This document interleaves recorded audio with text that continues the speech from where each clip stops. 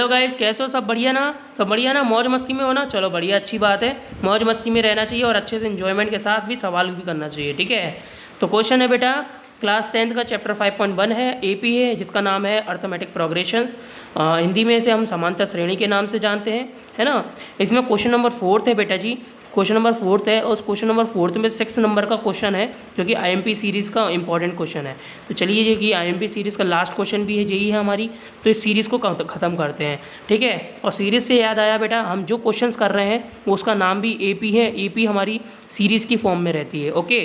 तो ये इक्वेशन दी गई है, ये सीरीज़ की एपी की सीरीज़ में दी गई है। और क्वेश्चन ने यही बोला है कि ये जो सीरीज़ दी गई है ये एपी की फॉर्म में है या नहीं, ये हमें प्रूव करके बताइए।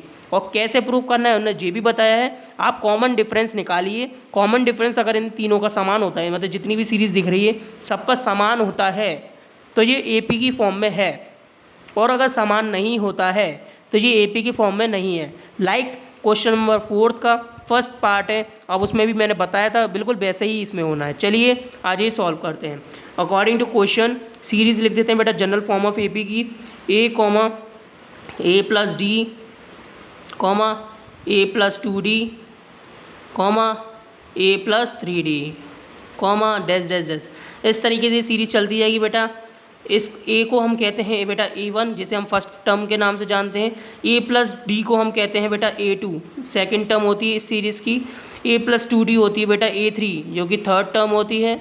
ए प्लस 3d होती है बेटा A4, जो कि फोर्थ टर्म होती है किसकी, जनरल फॉर्म ऑफ एपी की। ओके गाइज, ये इस तरीके से सीरीज़ चलती जाती है। मैंने कुछ कॉमन डिफरेंस लिख दिए, जितने ज़रूरत है उतने लिख दिए, ठीक है।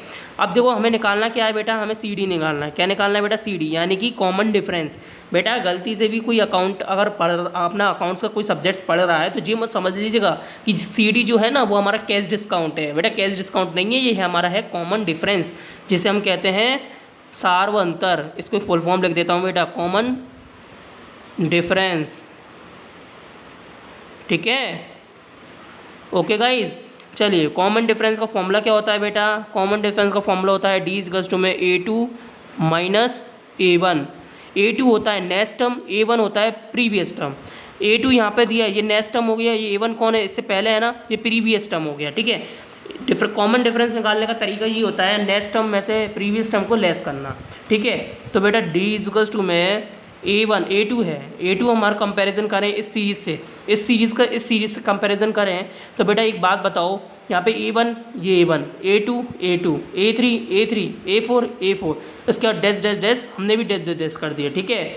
तो बेटा A2 कौन है? सेकंड नंबर पे। सेकंड नंबर पे कौन है? 0.22, तो लिख दीजिए 0.22, जो हो गया A2 माइनस के A1 कौन है? फर्स्ट नंबर पे, यहाँ पर कौन है? 0.1 0.2, ठीक है, 0.2 आ गया, ओके।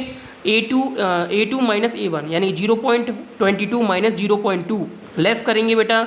लेस करने के बाद बेटा आ जाना चाहिए इसकी वैल्यू 0.02। कितनी आ जाएगी? 0.02। कैसे? देखिए 0.22 लिखा, पॉइंट के नीचे पॉइंट लगा दीजिए, पॉइंट के बाद 0 है, पॉइंट के पहले 0 है, ठीक है। चलिए माइनस करिए, देखो यहाँ कुछ नहीं है तो यहाँ 0 मान लो। 2 में से 0 गए, 2 बचे।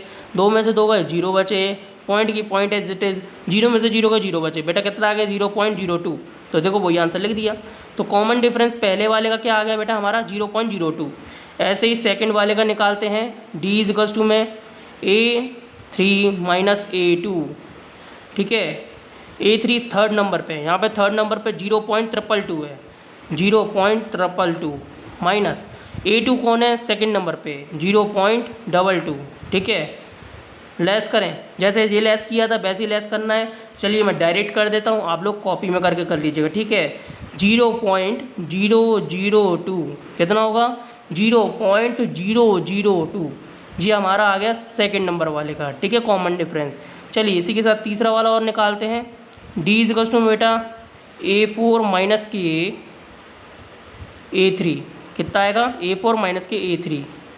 A4 बेटा कौन है? यहाँ पे फोर्थ नंबर पे, यहाँ फोर्थ नंबर पे कौन है जी? 0.412, ठीक है, 0.412 है, 2222, ठीक है। माइनस के A3 कौन है? थर्ड नंबर पे 0.322, ओके गाइज, इतनी सी बात समझ में आ गई। डी इज इक्वल टू बेटा क्या आ जाएगा, देखो भाई इसको भी डायरेक्ट माइनस कर देता हूँ मैं, 0.4/2 माइनस 0.222 करूँगा तो बेटा आ जाएगा 0.0 हो जाएगा 0002, कितना हो जाएगा 0002, कितना हो गया बेटा 0.0002, ठीक है। ये आ गया। अब आप मेरे को एक बात का जवाब दीजिए बेटा, जैसे पहला कॉमन डिफरेंस 0.02, दूसरा 0.002, तीसरा 0.002, तब ये दोनों समान, ये तीनों समान दिख रहे हैं क्या, नहीं। जब ये तीनों समान नहीं दिख रहे हैं बेटा तो आप साफ साफ शब्दों में लिख दीजिए दिस इज